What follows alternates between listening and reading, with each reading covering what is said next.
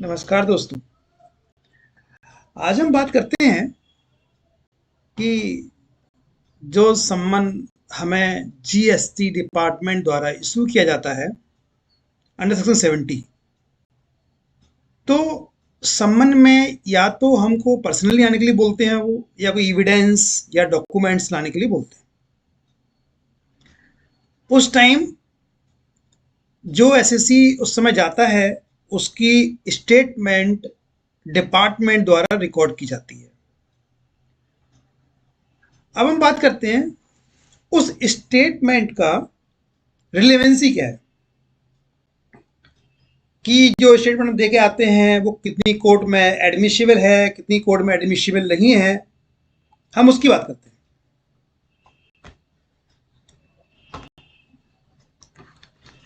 अब जो स्टेटमेंट हमने दी वो cover the section 136 of the CGST act. वो ये कहता है कि स्टेटमेंट जो हम दे के आए उसकी रिलेवेंसी क्या है, और ये स्टेटमेंट कब वैलिड होती है। ये वैलिड केवल जो सामने लिखा हुआ है केवल 4 केस में होती है। जिस आदमी स्टेटमेंट दी वो खत्म हो गया हो, मतलब उसकी डेथ हो गई हो, या वो पता नहीं लग रहा हो कि कहाँ गया है वो, और वो एविडेंस देने के लिए इनकैपेबल हो, मतलब जैसे कि वो पागल हो या मेंटल स्टेट माइंड हो, और या किसी एडवर्स पार्टी द्वारा उसको अगवा कर लिया गया हो। तो इन 4-5 केस हैं जिसके अगेंस्ट में वो मान लेते हैं कोर्ट में कि अगर ये लोग प्रेजेंस नहीं है तो इसको वो स्टेटमेंट मान लेते हैं और इसकी वैलिडिटी बन जाती है। और एक और केस है, इसका पार्ट भी है। अगर कोई स्टेटमेंट जज के सामने दे देता है तो उसको वो जज के ऊपर डिपेंड करता है कि उसको मानता है या नहीं मानता है, उसके ऊपर डिपेंड करता है।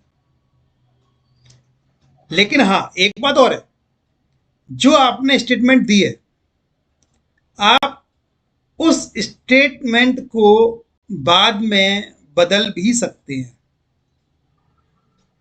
स्टेटमेंट केवल अंडर सेक्शन 164 ऑफ सी और ऑफ आईपीसी एक्ट के अंदर ही जज के सामने जो प्रेजेंट होती है वही मानी जाती है। तो इसलिए अगर कभी आपको जीएसटी डिपार्टमेंट में जाने का मौका आता है, कोई सम्मन आपके पास आता है, तो आप लोग बिल्कुल भी ना घबराएं। आप वहां पर जाएं, अपनी स्टेटमेंट दे के आएं।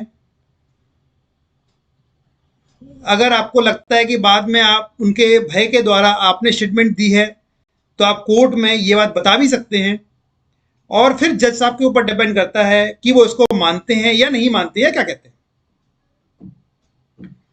तो इसलिए डिपार्टमेंट से कोई घबराए नहीं।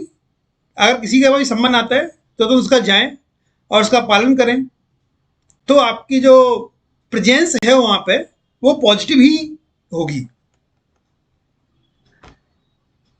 यदि आपको किसी भी तरह नोटिस में, सोकोज नोटिस में, समन्स में, इंस्पेक्शन में, ऐसी कोई भी आपकी सहायता चाहिए तो आप विदाउट एनी हिचक इस मेल आईडी में मेल कर सकते हैं। और आपको अगर ये जानकारी अच्छी लगती है तो आप हमारे चैनल को सब्सक्राइब भी जरूर कर दें। धन्यवाद।